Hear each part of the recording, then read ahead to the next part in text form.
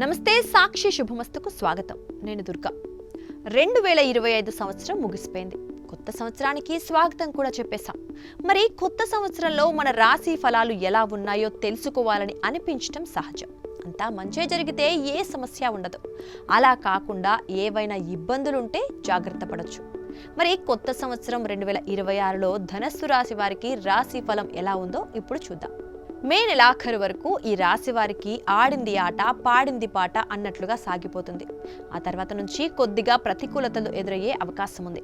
ఆర్థిక విషయాల్లో ఇప్పటి నుంచే జాగ్రత్తలు పాటించడం చాలా మంచిది. తృతీయంలో రాహువు సంచారం కారణంగా ఈ ఏడాది కొన్ని ముఖ్యమైన ప్రయత్నాలు సఫలమవుతాయి. ముఖ్యమైన వ్యవహారాలు, కార్యకలాపాలు, పెండింగ్ పనులు పూర్తి చేయడానికి ఇది వీలైన కాలం. వృత్తి ఉద్యోగాల్లో ఆశించిన పురోగతి ఉంటుంది. కొద్ది ప్రయత్నంతో ఆదాయం పెరగటం, రావలసిన డబ్బు చేతికి అందటం వంటివి జరుగుతాయి. వ్యాపారాల్లో రాబడి అంచనాలకు మించి పెరుగుతుంది. రాశినాథుడైన గురువు సప్తమ స్థానంలో సంచారం వల్ల ఆస్తి వ్యవహారాలు చక్కబడటం, తల్లిదండ్రులతో తోబుట్టువులతో సాన్నిహిత్యం పెరగటం, ప్రయాణాలు లాభించడం వంటివి జరుగుతాయి. కెరీర్ విషయానికి వస్తే మేలోపు ఉద్యోగంలో పదోన్నతి లాభించే అవకాశం ఉంది.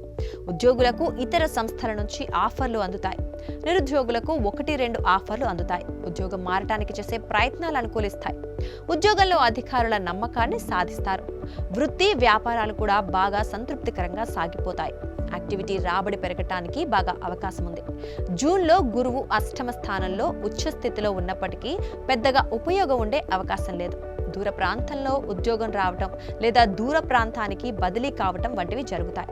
మొత్తం కెరీర్ పరంగా ఏడాదంతా కొద్దిపాటి అనుకూలతలతో పురోగమిస్తోంది. ఇక ఆదాయ వృద్ధి అవకాశాలను చూస్తే ఏడాది ప్రథమార్థంలో ఆదాయానికి లోటుండకపోవచ్చు. అనేక వైపుల నుంచి ఆదాయం వృద్ధి చెందుతుంది. ఆర్థిక పరిస్థితి గతం కంటే బాగా మెరుగ్గా ఉంటుంది.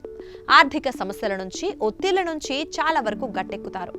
అర్ధాష్టమ శని ప్రభావం వల్ల ఆదాయ వృద్ధి ప్రయత్నాల్లో కొద్దిపాటి శ్రమ ఉంటుంది. ఆస్తి సమస్యలు పరిష్కారం అవుతాయి. ఆస్తుల విలువ పెరుగుతుంది. సొంత ఇల్లు ఏర్పడుతుంది. వాహనం కొనుగోలు చేస్తారు. అలాగే పెళ్లి ప్రయత్నాలు సఫలమయ్యే అవకాశం ఉంది. దూరపు బంధువులతో పెళ్లి సంబంధం కుదురుతుంది. కుటుంబ జీవితం సుఖ సంతోషాలతో సాగిపోతుంది. ప్రేమ వ్యవహారాలు కూడా సానుకూలంగా పురోగమిస్తాయి.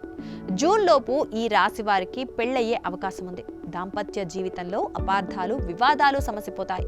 అన్యోన్యత బాగా పెరుగుతుంది. సంతాన యోగానికి అవకాశం ఉంది. విహార యాత్రలు ఎక్కువగా చేసే అవకాశం ఉంది. ఆస్తి వివాదాలు అనుకూలంగా పరిష్కారం అవుతాయి. జనవరి 14 నుంచి మే 16 వరకు సమయం బాగా అనుకూలంగా ఉంది. శుభవార్తలు ఎక్కువగా వినటం జరుగుతుంది. ఆరోగ్యం బాగానే ఉంటుంది.